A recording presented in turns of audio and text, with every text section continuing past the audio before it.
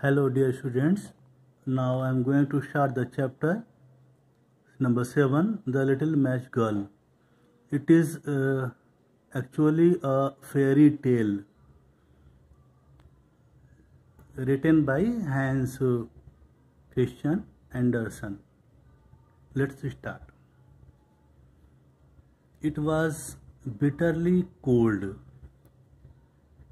Dear students, first of all, you must know what is the weather and what is the atmosphere this time when this story starts. It was bitterly cold, intolerable cold. It was intolerable cold. Atmosphere was very severe. It was severe cold. Snow was falling and darkness was gathering.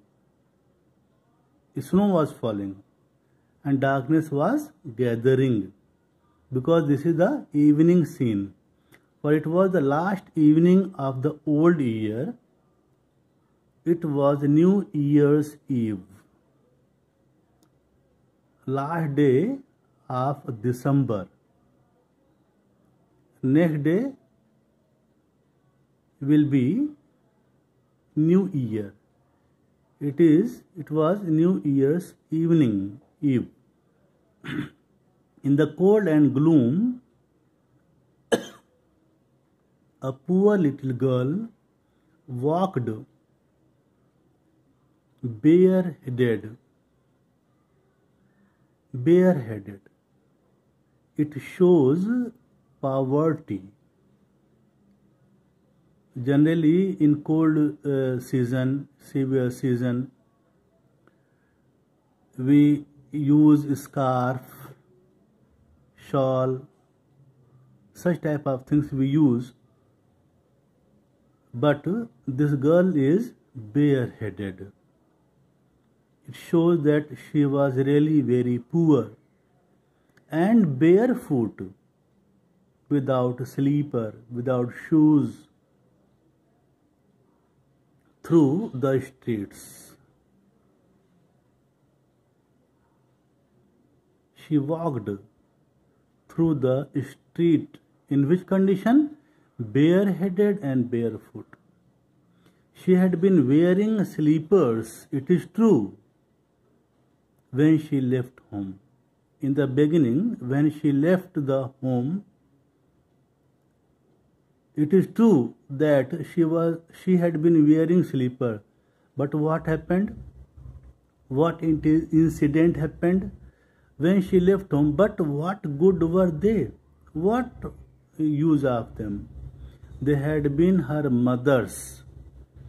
The slippers were not of her own. Slippers belonged to her mother. They had been her mother's, so you can imagine how big they were. The slippers were not of her size. The little girl had lost them as she ran. This a happening here. You see here. The little girl had lost them as she ran across the street to escape from two carriages that were driving terribly fast. When she was crossing the street, she wanted to escape from the two carriages which were being driven terribly fast, very fast. She ran and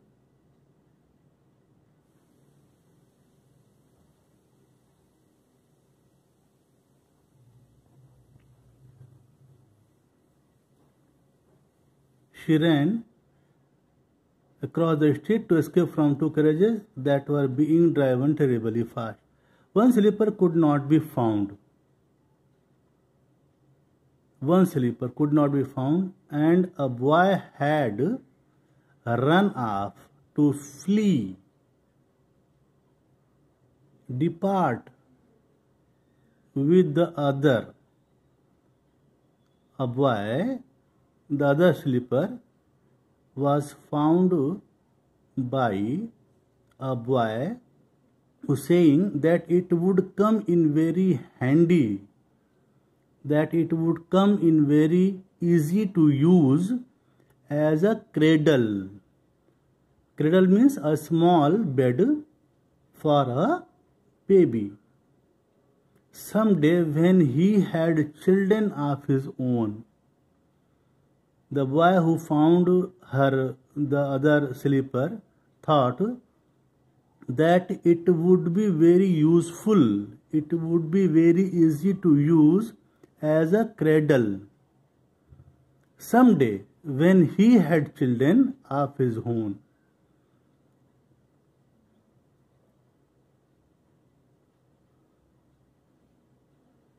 So the little girl walked about the streets on her naked feet,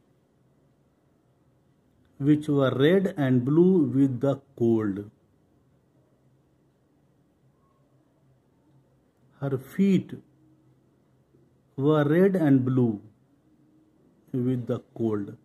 In her old apron, she carried a great many matches, and she had a packet of them in her hand as well. Nobody had bought any from her. Why, dear student? Nobody had bought any match from her, because in festive season no one paid her attention that she was selling matches. No one was interested to, no one paid attention to her that she was selling matches, because everyone was busy to celebrate the New Year's evening, and no one had given her a single penny all day. Penny in UK and Ireland, penny were used in those days like a copper coin, penny, single penny all day. No one had given her a single penny. No one has purchased the matches. She crept along, shivering and hungry. She crept. She moved slowly with the abdomen close to the ground. Crept. Moved slowly with the abdomen close to the ground, along, shivering and hungry. In that cold season, the picture of misery, poor little thing, great unhappiness. The picture of great unhappiness, poor little thing. The snowflakes fell on her long golden hair. This is her gesture. Snowflakes fell on her long golden hair, which curled so prettily about her neck, but she did not think of her appearance now. She was lost in her thoughts, because she wanted to sell the matches, and there was no one who could purchase her matches. Lights were shining in every window. That was the festive season. So lights were shining in every window, and there was a glorious smell of roast goose in the street. Delicacies, tasty and delicious food were cooked in that festive season. Goose looks like a duck. Goose. So there was a glorious smell of roast goose in the street, for this was New Year's Eve, and she could not think of anything else. She was hungry.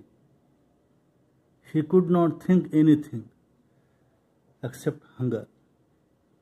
She huddled down in a heap in a corner formed by two houses. Now this is the night scene. Night fell. Now she huddled, crowded together closely in a heap in a corner found by two houses. There were two houses in the corner of those houses. She sat there, huddled herself, one of which projected further out into the street than the other. But though she tucked her little legs up under her, she felt colder and colder. Tucked means gather. But though she tucked her little legs up under her, she huddled herself, tucked her little legs up under her, she felt colder and colder. She did not dare to go home. Why? What was the reason that she did not dare to go home? She had sold no matches and earned not a single penny. This was the reason. Very important line. She did not dare to go home because she had sold no matches and earned not a single penny. Her father would be sure to beat her. She knew it. That if she would go to home barehanded without any money, her father would surely beat her. Her father would be sure to beat her, and besides, it was so cold at home, for they had nothing but the roof above them, and the wind whistled through that, even though the largest cracks were stuffed with straw and rags. As she was very poor, belonged to very poor family, she has no house, only a hut, and the condition of the hut is also was also very bad. You see here, cracks were stuffed with straw and rags. There were cracks in the hut. Her thin hands were almost numb. She thought that she was sitting between those houses.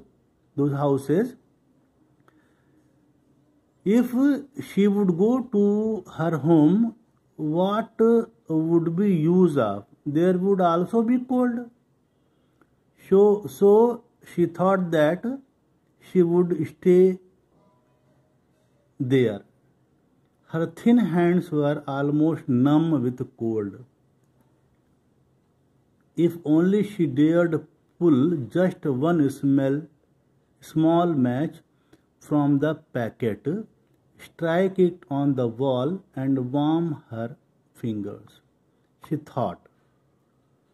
She dared to pull just one small match from the packet to warm her fingers, to warm herself. She pulled out one match. Scratch! How it spluttered, matching soft sound. When we scratch the match, it gives the sound. This is spluttered, matching soft sound, and burnt. It had a warm, bright flame like a tiny candle, which, when she held her hand over it,